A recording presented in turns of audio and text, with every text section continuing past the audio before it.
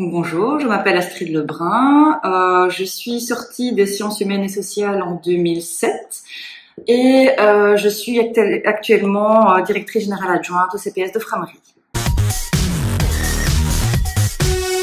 Alors moi, quand j'ai cherché ma voie, je suis venue aux journées portes ouvertes justement et j'étais persuadée de m'inscrire en sciences de gestion parce que j'aimais beaucoup tout ce qui était gestion, management et autres.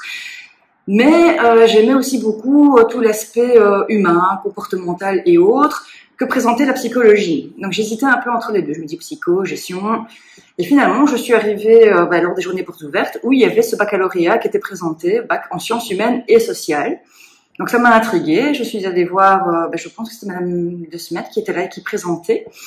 Donc elle nous a expliqué un peu ce qu'était ce baccalauréat qui était une espèce de synthèse entre les sciences de gestion et les sciences psychologiques.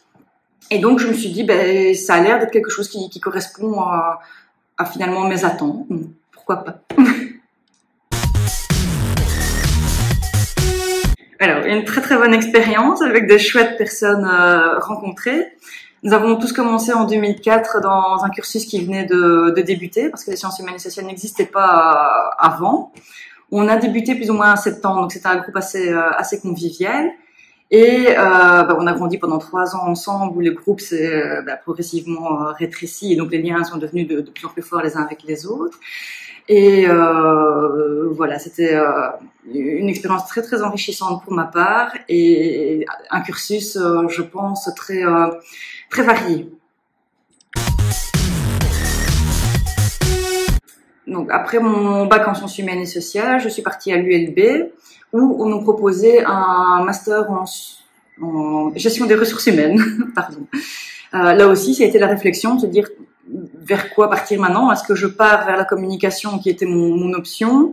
Finalement, après avoir testé les cours, je me dis oui, c'était chouette, mais peut-être pas spécialement pour moi. Par contre, ce sur quoi j'ai vraiment adhéré et accroché, c'était vraiment les cours de management et toujours en rapport avec la gestion. Et donc finalement, pour revenir sur la gestion et le management tout en conservant l'humain, gestion des ressources humaines, c'était imposé à moi.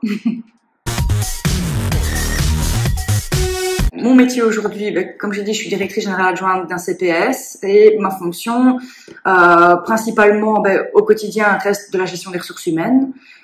C'est de la gestion de l'humain, mais également de la gestion parfois pure et dure, dans le sens où on a à devoir établir des budgets annuels de fonctionnement, on a des rapports d'activité à devoir rendre, on a pas mal de contacts administratifs à devoir effectuer. Et donc, mon métier, c'est un peu la synthèse de mes études. C'est en partie de la gestion de l'humain et en partie de la gestion pure et dure et du management. Alors, c'est compliqué parce qu'il peut y en avoir plusieurs, mais la première qui me vient en tête, c'est les cours en extérieur, parce que quand on était en secondaire, on n'avait jamais vécu ça. C'était vraiment des cours ex cathedra, chacun derrière son banc. Et nous avons rencontré ici un professeur, Monsieur de Ruette, qui donnait cours d'histoire de la pensée politique, si mes souvenirs sont bons, qui, quand le temps le permettait, nous disait allez, aujourd'hui, on sort du cadre, on va dehors et on donne cours en extérieur. Donc voilà, c'était l'anecdote qui m'a marquée. Alors, j'en ai plusieurs qui m'ont marqué. Un notamment que j'aimerais remercier d'ailleurs, c'est Monsieur Pagano, un prof que j'ai eu en économie politique, mais ensuite aussi en gestion des administrations publiques.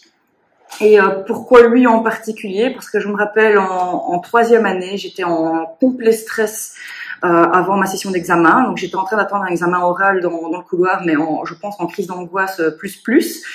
Et Monsieur Pagano, que je n'avais pas cette année-là, a pris le temps, a vu à mon avis mon état de détresse et a pris le temps de venir s'asseoir à côté de moi. Et pendant un quart d'heure, il m'a coaché, écouté et m'a aidé à relativiser.